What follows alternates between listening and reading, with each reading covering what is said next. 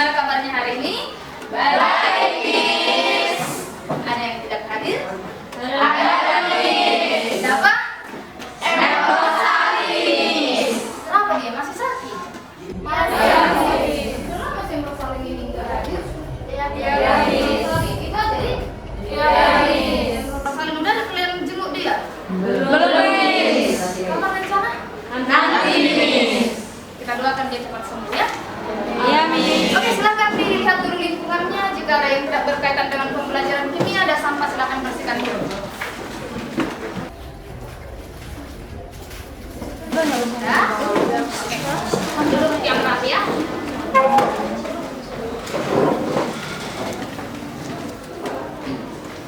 Oke. Minggu kemarin kita sudah belajar tentang apa? Sifat koligatif larutan. Sifat koligatif larutan ada 4. Yang mana kita pelajari minggu kemarin?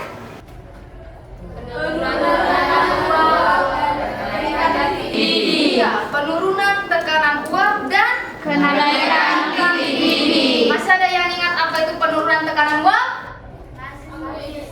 Oke, silakan. Penurunan tekanan uap itu kondisi berkurangnya tekanan uap larut murni dan diakibatkan karena adanya campuran tambahan zat terlarut. Contohnya seperti kain basah yang dibasahkan oleh air biasa akan lebih cepat kering dibandingkan kain yang dibasahkan menggunakan deterjen.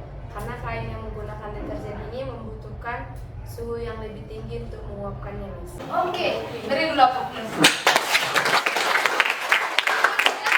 Oke, contohnya kain yang basah. Ketika kain anak-anak ibu di sini dia basahnya cuma pakai H2O aja yang murni, dia akan lebih mudah kering. Ini kainnya yang sama tebalnya ya. Jangan nanti satu kalian bikin ke kain tipis, satu ke selimut ya. Oke ya. Nah, oke. Kenaikan titik didih. Minggu kemarin juga kita sudah mempelajari kenaikan titik didih. Ada yang ingat?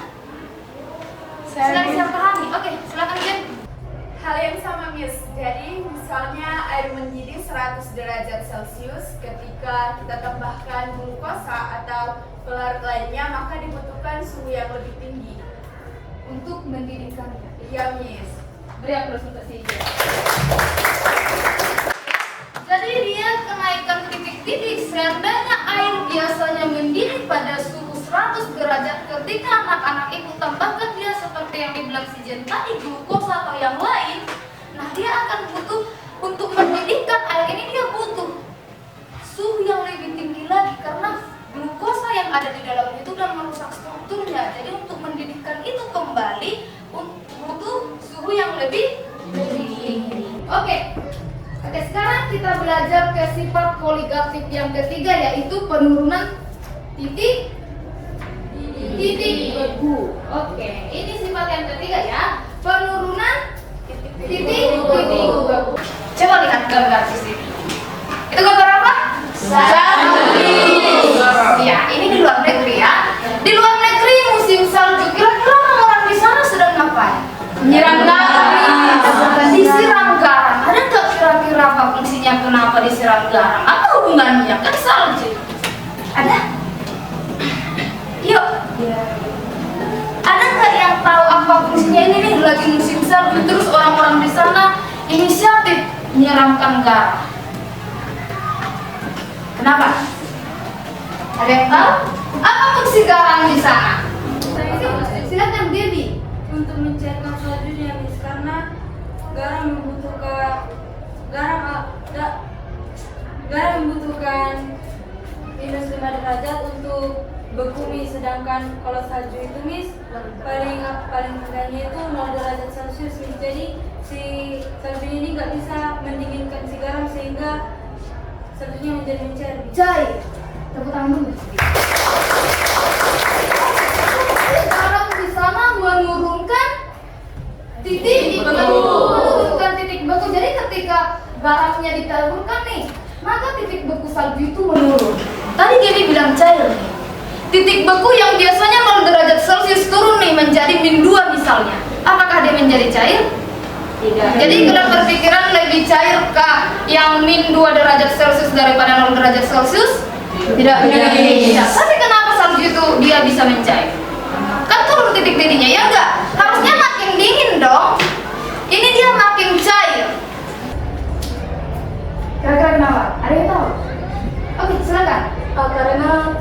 bekunya kalam itu kan Miss lebih rendah daripada titik bekunya salju Miss.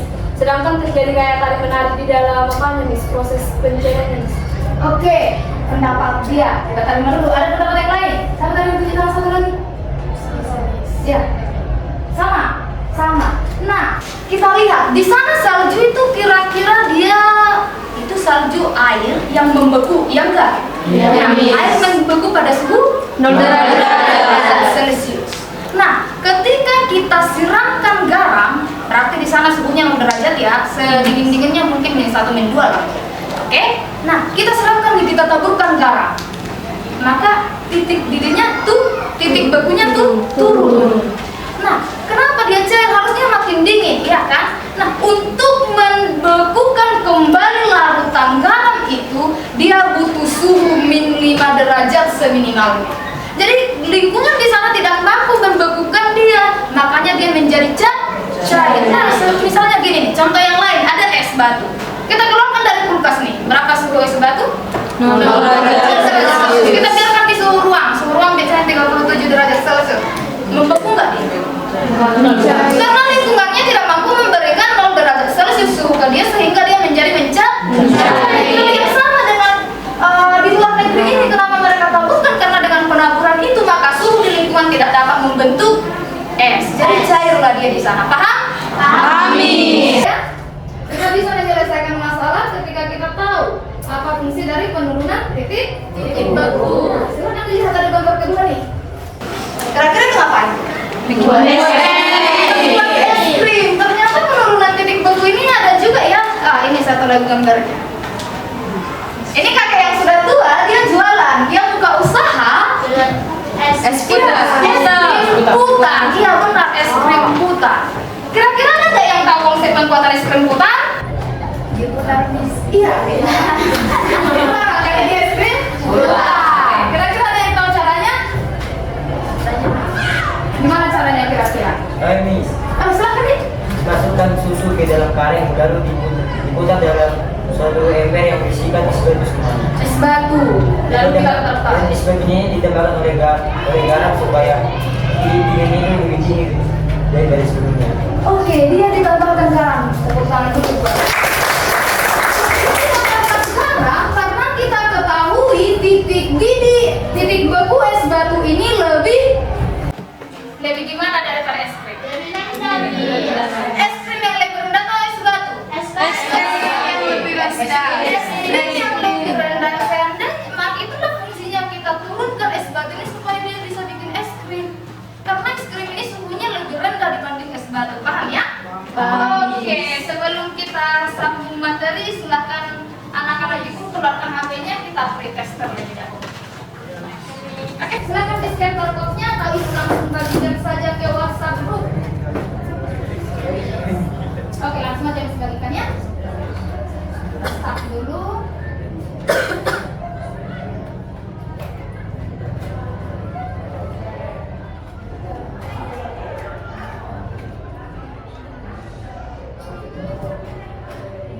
Ya, kita mulai dulu. Oke, silakan hidupkan dulu HP-nya semua.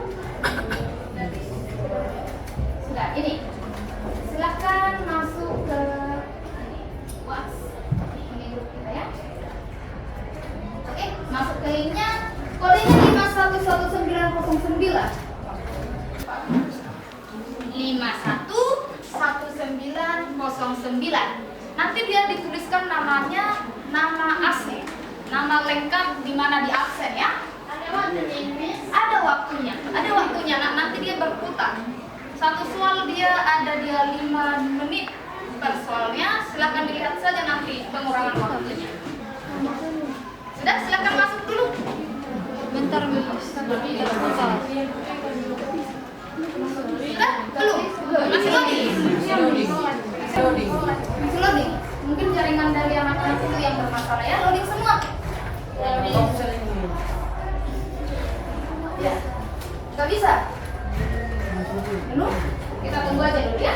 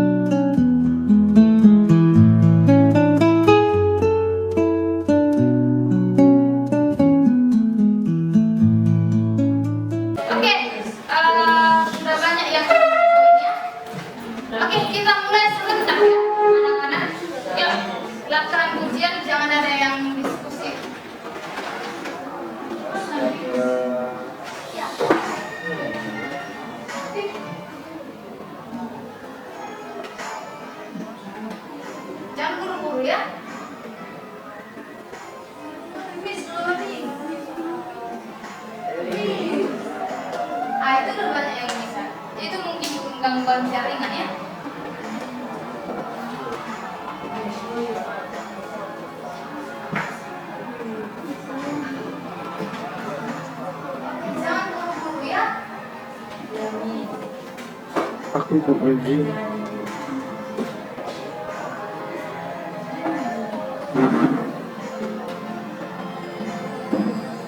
Yuk, yang masih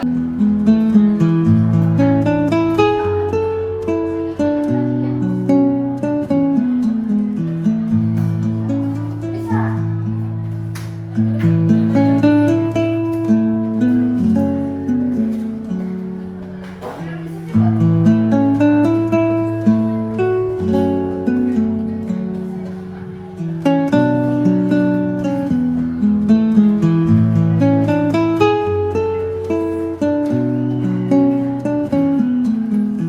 Bisa ya?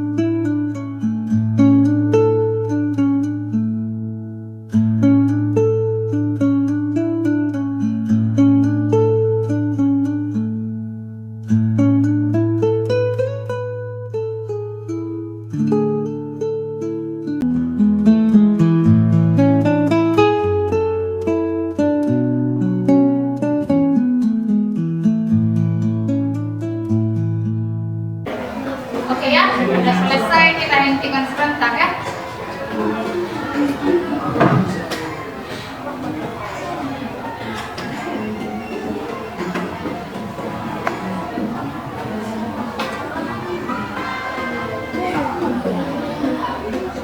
Oke. Putri Eliza Priscilia ya. Oke. Masih banyak yang salah ya. Masih banyak 60, bahkan ada yang 20 ya. Oke, kita lanjut. Nanti berarti dari kuis barusan pemahaman awal anak-anak ini berarti belum matang ya. Nah, kita belajar. Ada nggak yang mau bacakan tujuan pembelajarannya? Aku Miss. Silakan yang itu dulu lah. Ya memang. Tujuan pembelajaran 1. Peserta diharapkan mampu menjelaskan konsep dasar dari penurunan titik beku larutan melalui proyek yang dilakukan dan memanfaatkannya dalam kehidupan sehari-hari. Oke.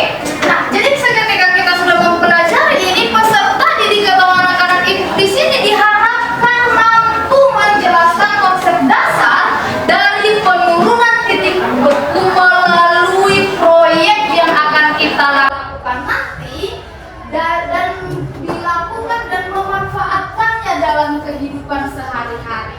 Nah, jadi ketika anak-anak ibu di sini sudah tahu nih konsepnya, sudah bisa bikin proyeknya nanti, dan itu sudah paham konsepnya, manfaatkanlah penurunan titik beku ini dalam kehidupan sehari-hari. Paham ya?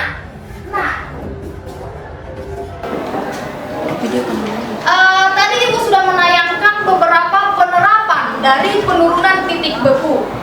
Ada dia yang mencairkan salju, ada yang bikin es krim. Nah, ibu mau nanya nih, proyek apa yang akan dilakukan anak-anak ibu di sini yang sesuai dengan penurunan titik beku yang dapat dimanfaatkan dalam kehidupan sehari-hari dan bisa membuka kesempatan lowongan kerja minimal bagi diri sendiri? Membuat es krim. Oke, sebelum anak-anak ibu di sini menentukan apa nih, silakan disepakati berdasarkan kelompok. Kita bagi dulu kelompoknya. Oke, 1, 2, 3, 4, 5, 6, 1, 2, 3, 4, 5, 6, 1, 2, 3, 4, 5, 6, 1, 2, 3, 4, 5, 6, 1, 2, 3, 4, 5, 6, 1. Oke, silakan tunjuk tangan kelompok 1. 1, 2, 3, 4, 5. Kelompok 2. 1, 2, 3, tinggi-tinggi. 3, 4. Satu lagi, 4 dari barisan ini. Kelompok 2. 5. Oke, kelompok 3, tinggi-tinggi. Kelompok 3. Oke, kelompok 4. Kelompok 5. Kelompok 6. Oke, silakan duduk sesuai dengan kelompoknya. Oke, silakan. Oke, silakan.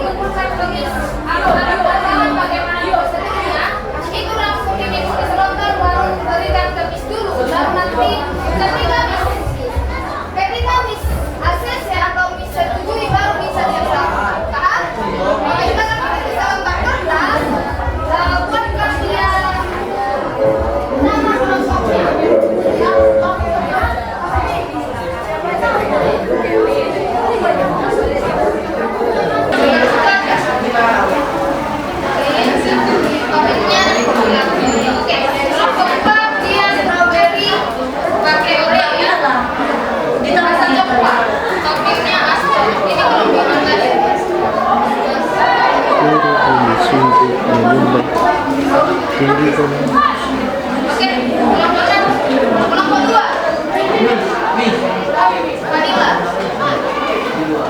Vanilla. Dia kalian mana? Topiknya Oreo juga. Judulnya dari mana? Akan melanjutkan proyek kita minggu kemarin. Setiap kelompok sudah tahu alasannya. Dan ini akan bekerja sesuai dengan prosedur atau SKP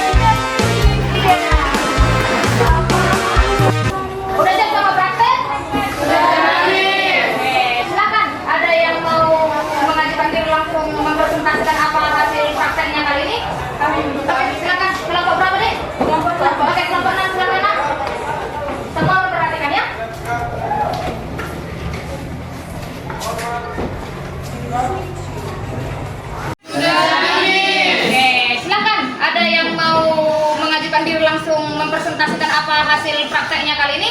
Kami Oke, silakan. Kelompok berapa, Dek? kelompok 6. Oke, kelompok 6 silakan, Nak. Semua memperhatikan ya.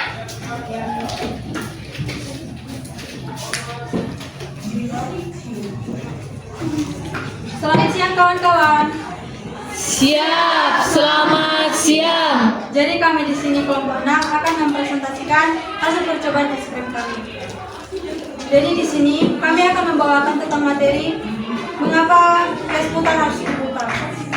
Jadi mengapa es putar harus diputar? Yang pertama itu agar tidak terjadinya pembentukan es kristal yang besar. Jika kita memutar kaleng dengan pelan, maka yang akan terjadi adalah terjadinya sumur di dalam kaleng tersebut. Yang kedua, agar bahan yang di dalamnya merata terdistribusi, yaitu seperti gula, lemak, dan macam-macam yang lain yang ada pada susu bubuk dan susu cair tersebut dapat tercampur dengan rata di dalam es krim tersebut. Yang ketiga, agar tercampurnya udara dari luar masuk ke dalam es krim tersebut sehingga rasanya ringan dan creamy. Jadi materi tentang putaran kencang atau pelan akan dibawakan oleh teman kami, Cynthia dan Feby. Di sini saya akan menjelaskan tentang putaran kencang. Jika kita melakukan putaran kencang, kita akan memperoleh keuntungan, tetapi ada juga kekurangannya. Yang pertama, keuntungannya. Jika kita melakukan putaran kencang, akan lebih banyak udara yang masuk, sehingga es krim akan lebih ringan dan creamy. Yang kedua, kekurangannya. Jika kita melakukan putaran kencang, campuran bisa terlalu encer atau kehilangan keseimbangan tekstur karena terlalu banyak udara yang masuk. Selanjutnya yaitu putaran pelan. Jika kita melakukan putaran pelan, ada keuntungan dan kekurangannya. Keuntungannya yaitu membantu menjaga tekstur yang lebih padat dan creamy tanpa terlalu banyak udara yang masuk. Kekurangannya yaitu waktu pembekuan bisa lebih lama dan beresiko terbentuk kristal es lebih besar jika tidak hati-hati. Lalu materi tentang mana putaran yang lebih baik akan dijelaskan oleh teman kami, Jin. Mana yang lebih baik? Putaran yang konstan dan dengan kecepatan sedang adalah metode terbaik. Putaran terus-menerus membantu memastikan bahwa es krim memiliki tekstur halus, sementara kecepatan yang sedang memberikan keseimbangan yang baik antara memasukkan udara dan menghindari pembentukan kristal es yang besar. Dan materi putaran terus-menerus atau sesekali akan dibacakan oleh teman kami, Jason. Pertama, putaran terus-menerus. Ini adalah metode yang paling efektif karena memastikan pembekuan yang merata serta mencegah terbentuknya kristal es besar. Proses ini menghasilkan tekstur yang lebih halus. Yang kedua, sesekali saja. Lebih mudah dilakukan, tetapi kurang efisien. Kristal es bisa mulai terbentuk di antara jeda yang dapat membuat es krim terasa lebih kasar dan kurang halus. Jadi teman-teman, hasil percobaan kami memakai putaran terus-menerus sehingga hasil es krim kami ringan dan creamy namun encer. Terima kasih. Ini kelompok berapa tadi? Kelompok 6. Oke, kelompok 6 silakan duduk. Oke. Sudah disampaikan bahwasannya apa yang mereka dapati, bahwasannya putaran itu menentukan tekstur es yang dihasilkan. Oke, ada jawaban yang berbeda? Oke, silakan. Kelompok berapa? Kelompok berapa? Sama semuanya? Oke, perhatikan hasil dari es krim kalian ya. Nampak nggak? Nampak. Nah, ada teksturnya yang seperti ini. Ini dia agak lebih lembut tapi sedikit cair, ya enggak? Nah, ada dia yang seperti ini. Sudah? Ada dia yang seperti ini. Ya enggak? Jadi ketika dia diputar asal-asalan itu menentukan bagaimana tekstur kalian. Misalnya sudah terbentuk nih di sekeliling wadahnya, kalian rata-rata pakai kompor ya. Di kaleng rotinya, apakah dia dibiarkan begitu saja? Enggak, udah mulai terbentuk nih dibiarkan. Apakah dia dibiarkan begitu saja? Tidak. Dia tidak dibiarkan begitu saja. Langkah baiknya dia ikut. Digaruk dulu lalu diputar lagi. Digaruk dulu lalu diputar lagi. Karena ketika dia sudah main kristal, sudah kristal itu akan menghambat nantinya gitu. Jadi nanti bisa-bisanya yang di tengah jadi encer. Nah ketika dia diputar tidak baik juga, diputar dia sesekali, maka dia akan membentuk sepertinya. Jadinya kita nanti makan es krim yang seperti ini, dia seperti makan permen. Kita inikan dulu di lidah, kita lakukan dulu baru bisa ditelan. Nah ada juga dia yang terlalu encer. Ini ada yang terlalu encer. Ya enggak? Iya. Nah ini perkaranya hanya di waktu saja, mungkin kurang lama. Oke, ada lagi yang mau ditanyakan? Jadi apa dia penambahan garamnya untuk apa dia ditambah garam di luar? Penurunan titik beku. Penurunan titik beku. Nah untuk apa dia diputar? Putaran itu menentukan hasil tekstur yang dihasilkan. Oke, paham ya? Oke. Sudah paham? Mari kita melakukan proses ya. Oke, silakan dikeluarkan nantinya. Kita akan melakukan proses.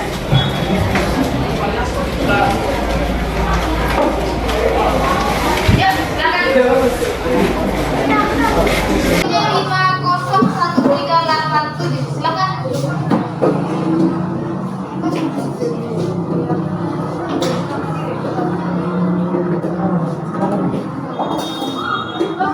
Oke, yang itu udah bisa gabung ya.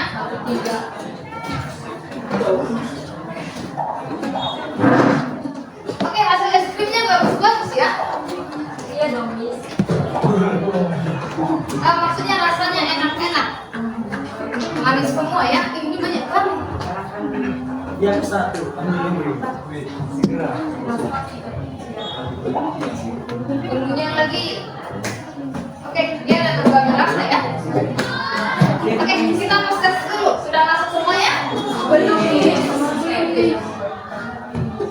Kita akan segera mulai.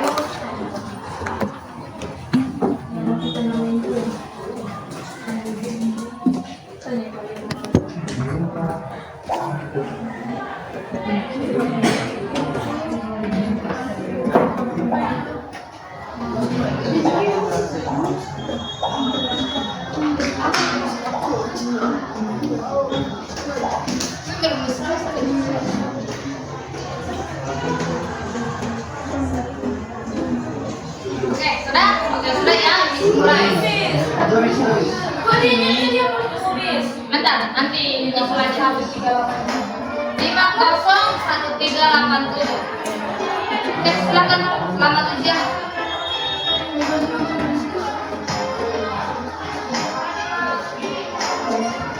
Sudah?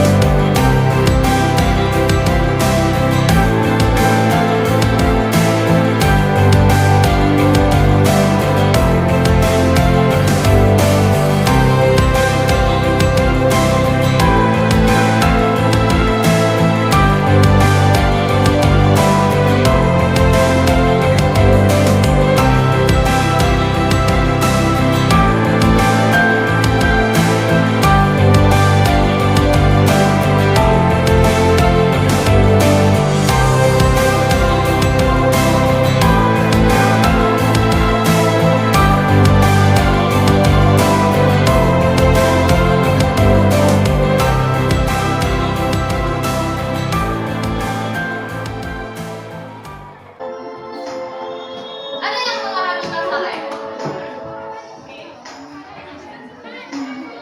Kenapa?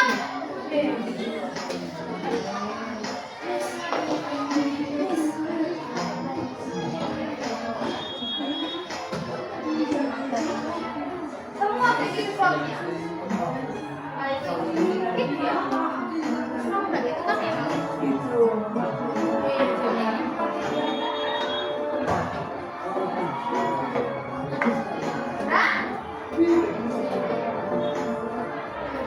Wih, udah selesai ya?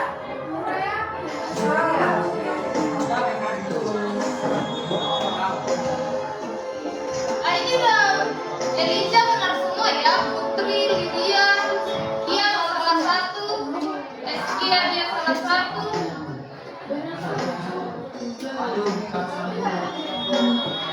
Oke, udah nama-nama siap ya?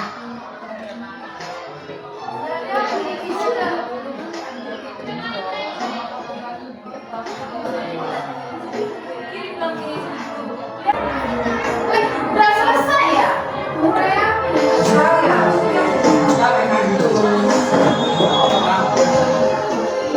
Ah, ini udah Elisa benar semua ya. Putri, Lydia, Kia salah satu, Eskia dia salah satu.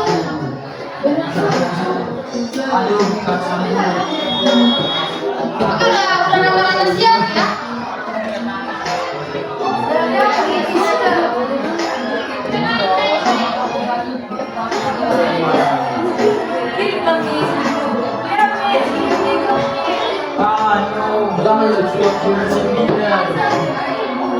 Oke, sudah selesai kan?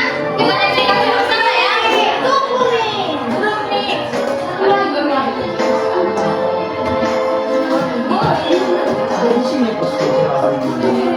Nah, satu orang lagi, yang dua orang. Sudah?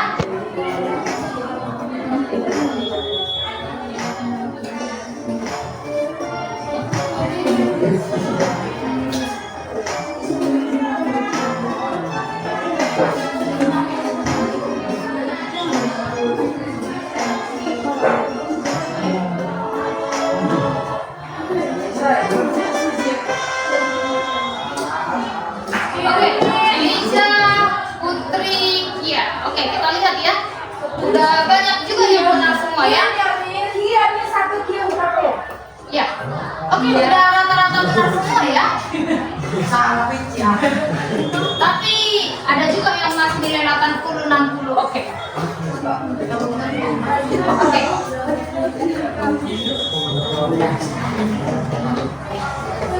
Oke, jadi hasil video tadi, silakan ditunggu, Miss tunggu paling lambat jam 8 malam. Silakan yang video masing-masing yang di setiap kelompok silakan dikumpulkan ke Google Drive yang Miss kirimkan nanti. Oke? Selambat-lambatnya jam 20.00. Paham? Oke, paham ya? Iya. Dia hanya di itu saja ya. Oke. Gimana? Paham?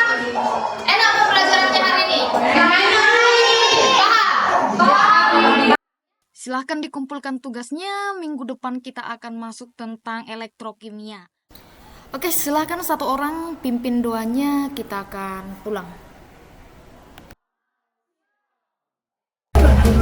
Mari kita saya membangun doa dalam agama. Mari kita berdoa. Terima kasih Tuhan, terima kasih Bapak yang membawa kami pada hari ini.